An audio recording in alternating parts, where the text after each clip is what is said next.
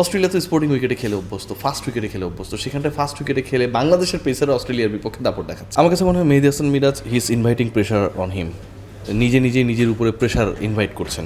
মানে Nahid Rana such a cricketer, যেই cricketer আমরা ধরেন স্বপ্নে চিন্তা করতাম যে এরকম যদি কেউ আমাদের থাকতো। Tony Hemming is a creator, যিনি আসলে পুরো মিরপুরের উইকেটটাই চেঞ্জ করে দিয়েছে। বাংলাদেশের ক্রিকেটের ডেভেলপমেন্ট কোন পর্যায়ে হয়েছে সেটার একটা প্রপার জবাব আজকে বাংলাদেশ দিয়েছে, এবং বাংলাদেশ যেভাবে খেলেছে অস্ট্রেলিয়াকে এখন থেকে 5 বছর 7 বছর 10 বছর আগের যে বাংলাদেশ যারা অস্ট্রেলিয়ার সাথে পারতো না, অস্ট্রেলিয়াকে সেরকম একটা বাংলাদেশ বানিয়েছে আর নিজেরা খেলেছে অস্ট্রেলিয়ার মতো। আমার কাছে মনে হয় Mehedi Hasan Miraz he is inviting pressure on him, নিজের উপরে প্রেশার ইনভাইট করছেন, এবং এই প্রেশার ইনভাইট করতে গিয়ে তিনি ভয় পাচ্ছেন যে তিনি যদি আউট হয়ে যান কী হবে, তিনি যদি রান করতে না পারেন তাহলে কী হবে, তিনি যদি উইকেট না পান তাহলে কী হবে। আমার কাছে মনে হয় যে এই চিন্তাগুলো দূরে রেখে খেলাটাকে এনজয় করা দরকার। If you can't enjoy your game, আপনি কিন্তু পারফর্ম করতে পারবেন না। মেহেদী হাসান মিরাজ অনেক এক্সটার্নাল প্রেশারকে নিজের মতো করে নিজের উপর নিয়ে আসেন। সো আমার কাছে মনে হয় Mehedi Hasan Miraz is a champion cricketer, বিভিন্ন সময় বাংলাদেশে ডেলিভার করেছে। এই মিরপুরেই তো তিনি হচ্ছে ইন্ডিয়ার এগেনস্টে মাহমুদুল্লাহ রিয়াজের সাথে জুটি করে সেঞ্চুরি করে ম্যাচ জিতিয়েছিলেন, তাই না? মুস্তাফিজের সাথে পার্টনারশিপ করে লাস্ট উইকেটে ম্যাচ জিতিয়েছিলেন। সো ওই মেহেদী হাসান মিরাজ তো মিসিং কেন? কারণ তিনি তার উপরে কিছু ফালতু প্রেশারকে ইনভাইট করছেন।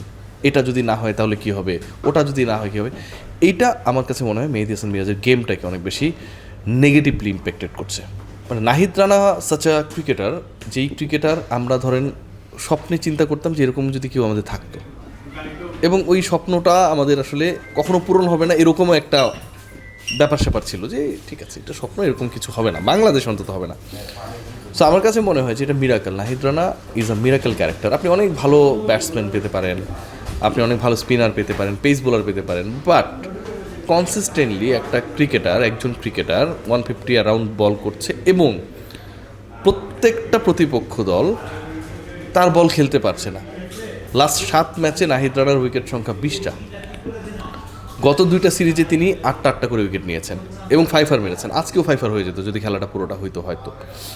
সো এই যে কনসিস্টেন্সি, বাংলাদেশের পেস ডিপার্টমেন্টে মুস্তাফিজুর রহমান, মাশরাফি মতো যারা they had done lot, Taskin Ahmed they had done lot, but আবারও বলছি যে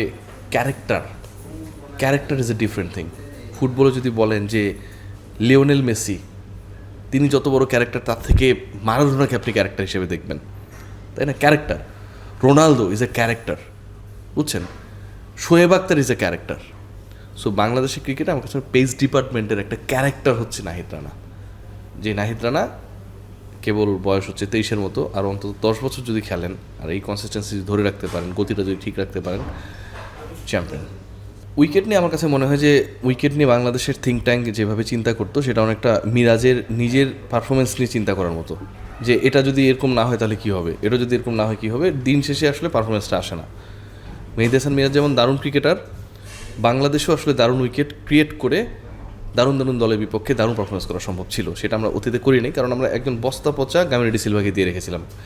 এবং বাংলাদেশের মিডিয়াতে এই ব্যাপারটা স্টাবলিশড হয়ে গিয়েছিল যে মিরপুরের উইকেট কখনো স্পোর্টিং হবে না। এই রিপোর্ট আমরা বহুবার করেছি, এরকম বক্তব্য বিভিন্ন সময় গ্রাউন্ডস কমিটি থেকে এসেছে যে এখানকার ক্যারেক্টারটা এরকম। সো ব্যাপার কি, যে কোনো জিনিস আসলে ওই আলু দিয়ে আপনি আলু ভাজাও করতে পারেন, আবার ভর্তাও করতে পারেন। আপনি কী বানাবেন সেটা ডিপেন্ড করে, কতটুকু টেস্টি হবে সেটা ডিপেন্ড করে কারিগরের উপরে। সো আমার কাছে মনে হয় Tony Hemming is a creator, যিনি আসলে পুরো মিরপুরের উইকেটটাই চেঞ্জ করে দিয়েছে। আজকে আমরা অস্ট্রেলিয়ার বিপক্ষে খেলছি স্পোর্টিং উইকেট, আপনি ভাবতে পারেন?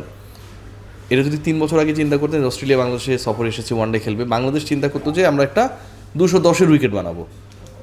অস্ট্রেলিয়া তো স্পোর্টিং উইকেটে খেলে অভ্যস্ত, ফাস্ট উইকেটে খেলে অভ্যস্ত, সেখানটায় ফাস্ট উইকেটে খেলে বাংলাদেশের পেসার অস্ট্রেলিয়ার বিপক্ষে দাপট দেখাচ্ছে। প্রথম বলে শর্টের স্ট্যাম্প থাকছে না, নাহিদ রানা 4-5 উইকেট নিচ্ছে। সো আমার কাছে মনে হয় যে এই উইকেটের চেঞ্জ, এবং একই সাথে ক্রিকেটিং থিঙ্ক ট্যাঙ্কে যারা আছে উইকেট ইস্যুতে তারা যে পজিটিভলি চিন্তা করছে যে দিস ইজ দ্য ফিউচার, এভাবেই আমাদেরকে আসলে চেঞ্জ করতে হবে, এবং একই সাথে ক্রিকেটাররা যেভাবে এক্সিকিউট করছে, বাংলাদেশের ক্রিকেটের সবচেয়ে পজিটিভিটির জায়গা যদি বলেন উইকেটের ক্যারেক্টার চেঞ্জ করে প্রপার উইকেটে খেলার যে মানসিকতা এবং সাহস, সেটা